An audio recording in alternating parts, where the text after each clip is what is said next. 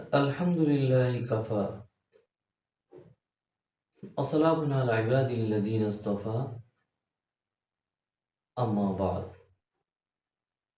أعوذ بالله من الشيطان الرجيم بسم الله الرحمن الرحيم وأمر أهلك بالصلاة أصطبر عليها لا نسألك رزقا نحن نرزقك والعاقبة للتقوى الحمد لله সম্মানিত শ্রোতা মণ্ডলী আসসালামু আলাইকুম ওয়া রাহমাতুল্লাহি ওয়া বারাকাতুহু। আজকে আমার আলোচনার বিষয়বস্তু শিরোনাম হচ্ছে জামাতের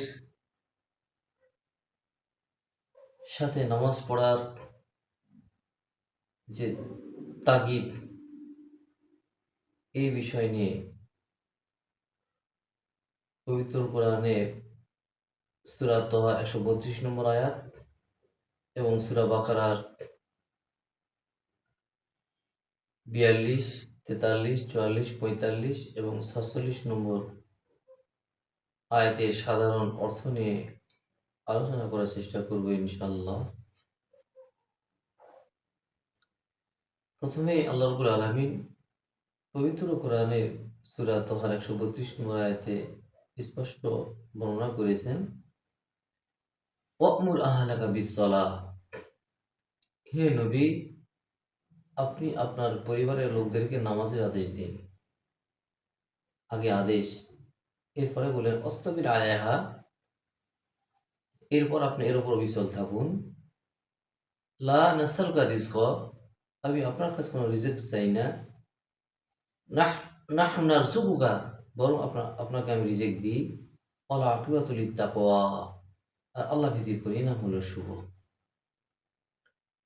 তাহলে আমাদেরকে আগে নামাজের আদেশ, এরপর আমাদেরকে নামাজের উপর অটল থাকতে হবে।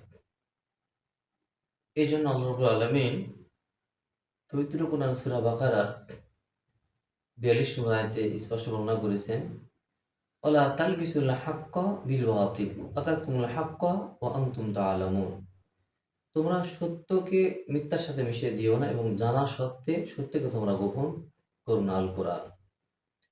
তার অবশ্যই আমাদেরকে যে আল্লাহ রাব্বুল আদেশ দিয়েছেন, আগে নামাজের আদেশ, এরপর আপনার মানে আমাদেরকে এর উপর অবিচল থাকতে হবে।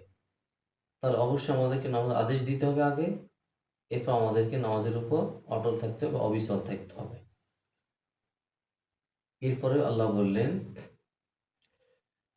ওয়াকিমুস সালাতা ওয়া আতুজ যাকাতা ওয়ারকাউ মা'র রাকিঈন, আর নামাজ কায়েম করো, যাকাত দান করো এবং নামাজে অবনত হও তাদের সাথে যারা অবনত হয়। অর্থাৎ এখানে জামাতের গুরুত্বটা বোঝানো হয়েছে।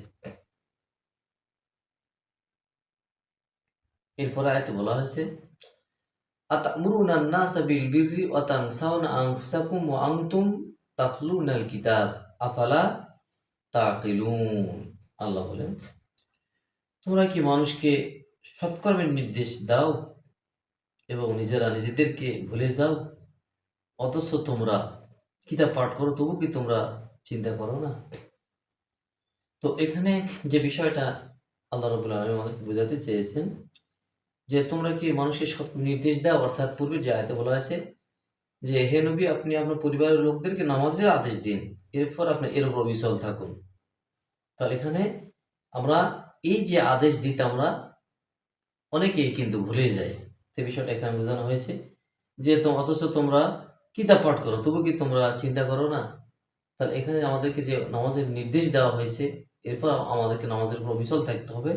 তার নির্দেশটা আমাদের কিন্তু ভুলে গেলে হবে না, কারণ নামাজের জন্য যে আহ্বান করা পরিবারেদেরকে স্পষ্ট, ওয়া'মুর আহলাকা বিস-সালাহ, হে নবী আপনি আপনার পরিবারের লোকদেরকে নামাজের আদেশ দিন। এই পরিবারকে নামাজের আদেশ দেওয়া এটা কিন্তু ফরজ। তা এই ফরজের বিষয়টা কিন্তু ভুলে গেলে হবে না, এই দিকে আমাদেরকে, এই আয়াতের দিকে আমাদেরকে লক্ষ্য রাখতে হবে। এরপরে বললেন, ওয়াস্তাঈনু বিস-সাবরি ওয়াস-সালাহ ওয়া ইন্নাহা লাকাবীরাতুন ইল্লা আলাল খাশিঈন। আল্লাহ বললেন যে ধৈর্যের সাথে সাহায্য প্রার্থনা করো নামাজের মাধ্যমে, অবশ্য তা যথেষ্ট কঠিন, কিন্তু সেই সমস্ত বিনয়ী লোকদের পক্ষেই তা সম্ভব।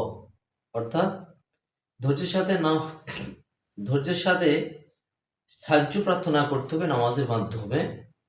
অবশ্য তা যথেষ্ট কঠিন, কিন্তু তাদের জন্য সহজ যারা বিনয়ী, অর্থাৎ ৫ ওয়াক্ত যারা নামাজ পড়ে তাদের জন্য কিন্তু এটা সহজ, কিন্তু সবার জন্য এটা সহজ নয়।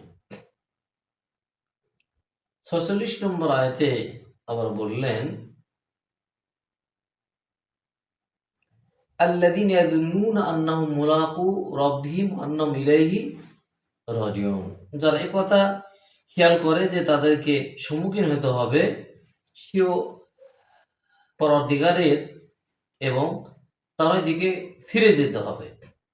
তো যারা এই বিষয়টা স্মরণ করবে যে